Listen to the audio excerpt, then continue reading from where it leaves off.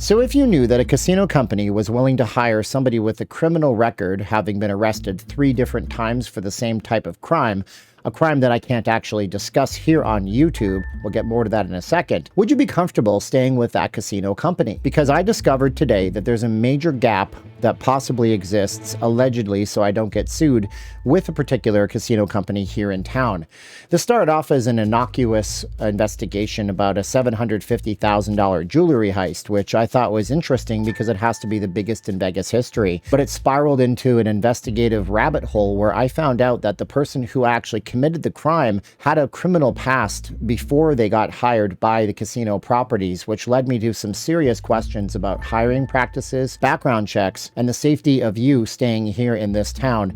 Because if this person slipped through the cracks, a couple of different possibilities have happened, which we'll discuss and get to in a minute. This video is a little too sensitive for YouTube, so there's going to be parts of it where I can't actually say what I want to say.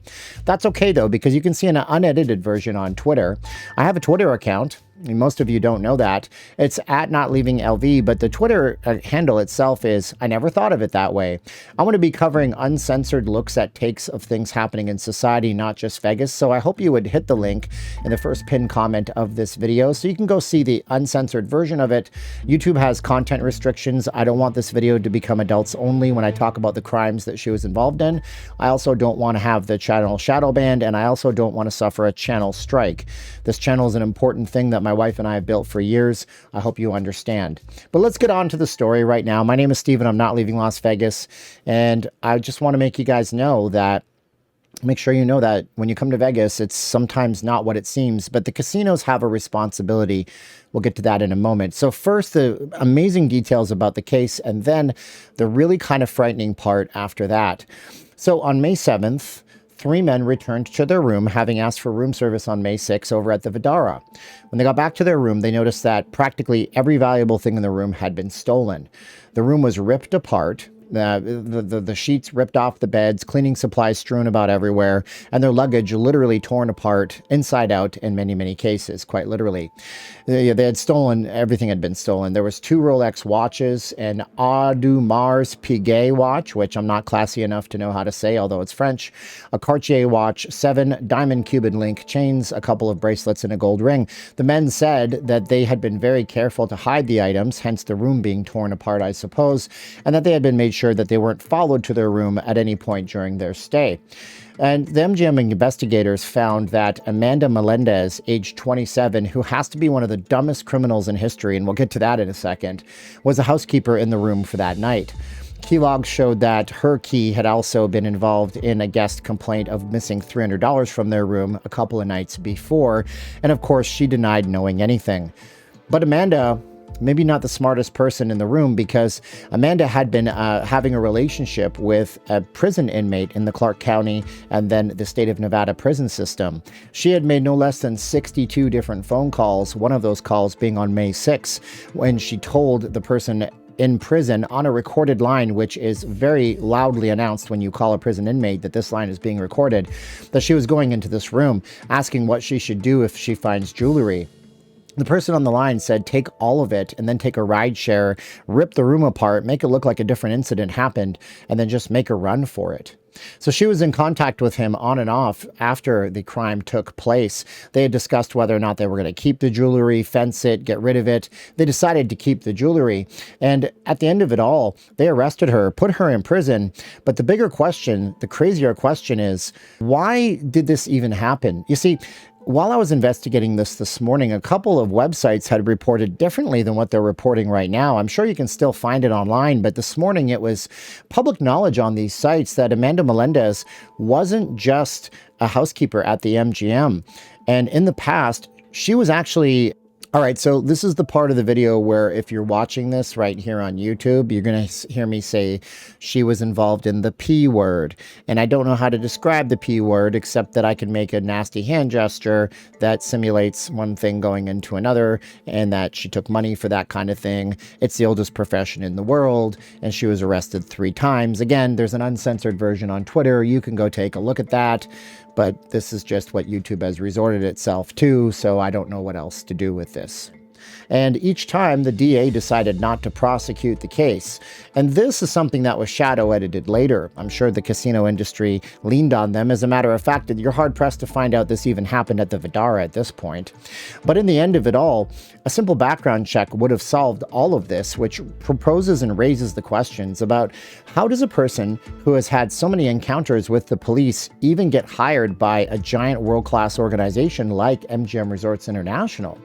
There's a few things that could have happened, and these are all allegedlys because we don't know the whole entire case of the story. Now, presupposing that MGM Resorts International does proper background checks on people, it's either number one, they didn't do a background check and they completely dropped the ball in not making sure the person they're hiring had a good history and clean background. Number two, they did a background check, but these background checks that they're doing only look for people with convictions on their record.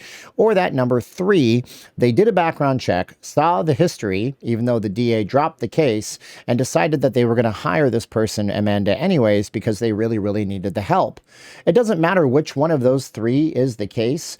The major problem is this. We have to seriously consider what is happening in the casino properties when you stay there. Who is gaining access to your room? This is the part of the video where if you're watching it uncensored on Twitter, I'm talking about the liabilities of having somebody working in a property that could have SE blank offenses on their background and nobody knows about it, or maybe it was attempted and never prosecuted by the DA and so on and so forth, or maybe they have violent tendencies and they're afraid they're going to, go fisticuffs. I can't say the V word. It's YouTube. I love YouTube. It's so great to me and my family, but at the same time, it makes this video hard. Go watch Twitter. Follow me on Twitter for longer videos. Did you know Twitter is becoming a video platform? It really is. These are things that I believe could be caught in a background check, but again, we don't know what happened on the internals of MGM Resorts International. This is the major problem that they face here, and this is something that they have to actually get around and fix. I hope that they do get to the bottom of this and maybe run an audit on the employees that are working for their company. If somebody missed a background check or somebody slipped through the cracks, I just don't see how that happens. But I'm going to assume that they have great hiring practices and want to make sure that all their guests are very safe because they're in the business of creating fantastic experiences for people, not $750,000 robberies. So a few different things that I would have to ask the three gentlemen staying in the room. I'm going to assume their room was very, very big. So did you not have a safe? If you didn't have a safe, could you not have moved your incredibly expensive valuables down to the casino vault and asked the casino to house them for you while you went out and had room service? Heck, I went to Florida over the last week, and even when we had room service, I had them put my AirPods Pro, my Nintendo Switch, and my Insta360 I put that into the safe when we had the room service because I didn't want to take any chances that my things would go missing, and I count that for about $1,500 worth of retail, not $768,000. So always use your common sense. Put stuff in the safe, put it in the vault. If you have something that's so incredibly valuable, you're a very good chance that these gentlemen had casino hosts and they should have consulted with the host and had things put into the casino safe for them. The casinos are there to serve you, not to have you have to get Metro involved.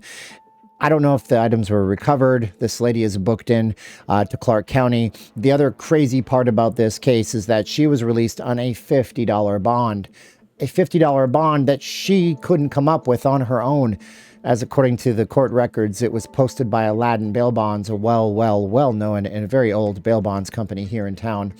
Just a wild story. I don't understand how it comes to this for people not using common sense and casino companies and their internal hiring. I don't know what the actual deal is. Maybe it'll come out, but I'm sure it won't because they're private companies and this is just how they roll. So be safe while you're in Vegas. That's the story. If you're watching this on Twitter, please retweet it. I think it's a fascinating story. You shouldn't beg for retweets, but if you think it does merit it, go ahead and do it. Thank you so much for watching, sharing, liking this video. My name is Steven. I'm not leaving Las Vegas. You're the best part of my day. I love you guys for watching. And sweet Caroline, I love you very much. I can't wait till you get home later on this year. Now's the time of the video where I say 3, 2, 1, click. Are you ready? 3, 2, 1, and click.